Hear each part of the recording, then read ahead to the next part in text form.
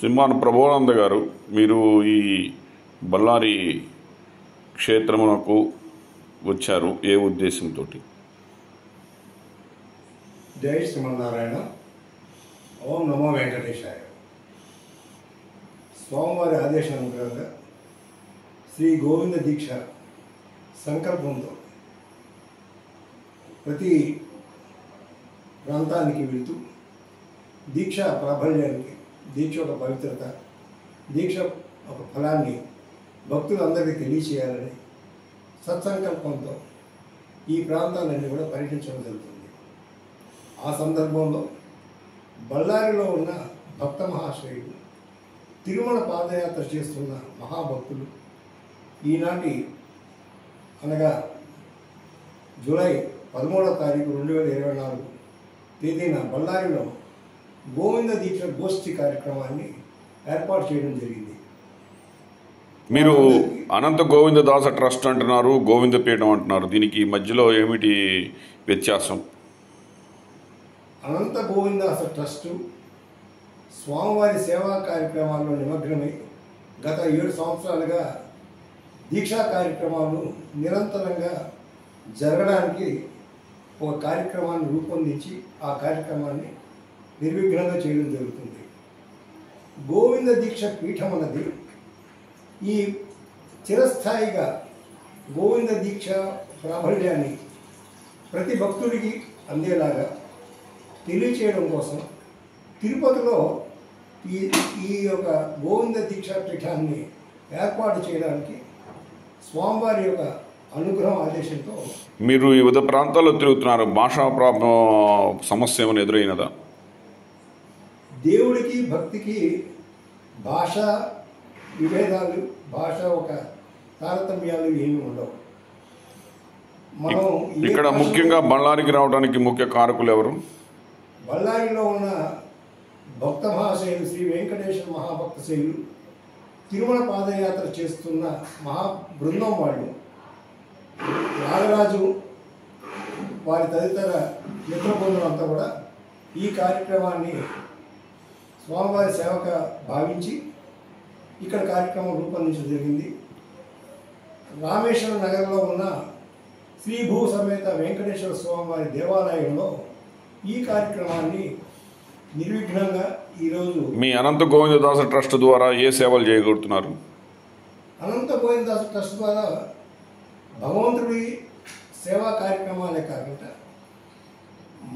మానవ సేవే మాధవ సేవగా నిరంతరం అన్నార్థులకి అన్నప్రసాద సేవ, ఉచిత అన్నప్రసాద సేవ, అలాగే వికలాంగులకి, వయోవృద్ధులకి వారికి కావలసిన సదుపాయాలు చేస్తూ ఈ యొక్క సంస్థ కొన్ని ఏళ్ళగా దాతల సహకారంతో ఈ కార్యక్రమాలను నిర్విఘ్నంగా చేయడం జరుగుతుంది. మీకు ప్రధాన అనుచరులు ఎవరున్నారు? ప్రధాన అనుచరులు ఈ ట్రస్ట్ని నాతో పాటు సమభావంగా తీసుకెళ్లే వాళ్ళు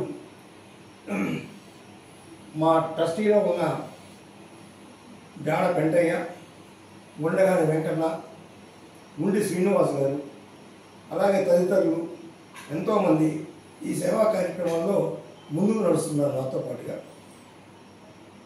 ఇప్పుడు ఈ గోవింద ట్రస్టు అని కొంచెం సేవా సంస్థలని వస్తున్నాయి. మీరు స్వార్థంగా చేస్తున్నారా, నిస్వార్థంగా చేస్తున్నారా?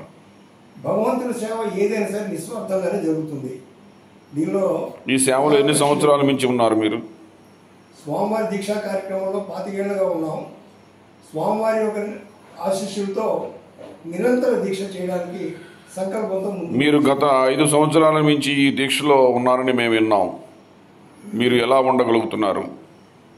మీకున్నటువంటి సమస్యలు ఎలా ఎదుర్కొంటున్నారు? స్వామివారి దీక్షలో ఉండడానికి ఇది నేను చేస్తున్న కార్యక్రమం కాదు, స్వామివారి అనుగ్రహంతో ఈ దీక్ష నడుస్తుంది. కాబట్టి ఈ దీక్ష చేస్తున్నందుకు నాకు ఎలాంటి ఇబ్బందులు లేవు, స్వామివారు ఎలాంటి ఇబ్బందులు కూడా కలగజేయరు. మరి మీరు లక్షలు ఖర్చు పెట్టి యాగాలు, కళ్యాణాలు చేస్తున్నారు, మీ ట్రస్ట్ కన్నా డబ్బులు లేవంటున్నారు, మీరు ఎక్కడి నుంచి తీసుకొస్తున్నారు?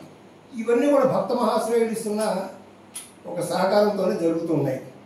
ట్రస్ట్కి ఏ రూపాయి వచ్చినా ఆ రూపాయిని మరి సేవా కార్యక్రమాలకు ఉపయోగించడం జరుగుతుంది. అన్నదానాలు కావనివ్వండి, వికలాంగులు కావనివ్వండి, వయోవృద్ధులు కావనివ్వండి, అలాగే స్వామివారి మహాకైంకర్యాలు కావనివ్వండి, ఇవన్నీ కూడా భక్త మహాశయులు ఇస్తున్న ఒక విరాళాలు బట్టే ఈ కార్యక్రమాలు. ఈ 1920-24 సంవత్సరంలో మిమ్మల్ని మేము గమనించినట్లయితే మీరు ఒరిస్సా రాష్ట్రాన్ని సందర్శించారు, తర్వాత విశాఖపట్నాన్ని సందర్శించారు, ఆ తర్వాత వరంగల్ సందర్శించి వచ్చారు, రాజమండ్రి సందర్శించి వచ్చారు, అండమాన్ వెళ్ళి వచ్చారు. వీరందరికీ కూడా మీ బోధనలు ఏమని చెప్తున్నారు, వాళ్ళకి మీరు సూచనలు ఏం చేస్తున్నారు, గోవింద దీక్ష గురించి క్లుప్తంగా వారికి ఏమి వివరించారో మాకు తెలియచేయండి ప్రజలకి. ఏ ప్రాంతం వెళ్ళినా భక్తులకి ఒకటే సందేశం, వారికి ఒకటే బోధన.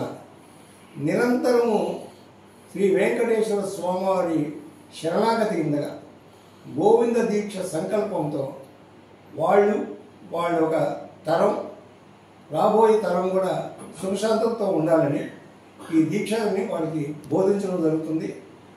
ఎంతోమంది భక్త మహాశయులు స్వామివారి శరణాగతి కింద ఈ దీక్షని స్వీకరించి వారు ఎంతో సుఖ సంతోషాలతో ఉండడం గమనిస్తున్నాం. ఓం నమో వెంకటేశాయ. మీరు ఈ ప్రయాణం వల్ల అలసట చెందట్లేదా? ఆరోగ్య సమస్యలు తలెత్తుతుంటలేదా? స్వామివారి సేవలో, స్వామివారి దీక్షలో ఎలాంటి ఆరోగ్య సమస్యలు రావు, ఎలాంటి అలసట ఉండదు. సర్వశక్తి సంపన్నుడైన శ్రీమన్నారాయణుడు మాకు అన్ని విధాలుగా